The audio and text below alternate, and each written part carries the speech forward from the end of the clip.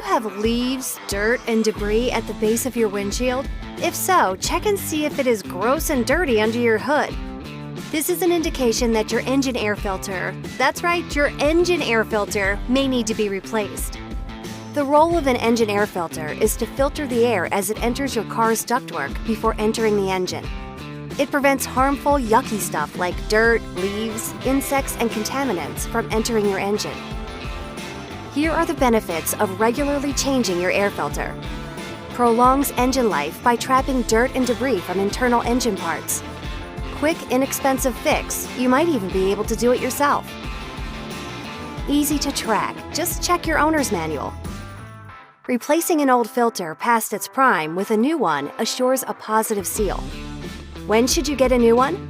Generally, it's recommended that you get your engine air filters replaced every 3 years or 36,000 miles, but check your owner's manual for specifics about your vehicle's filter replacement schedules.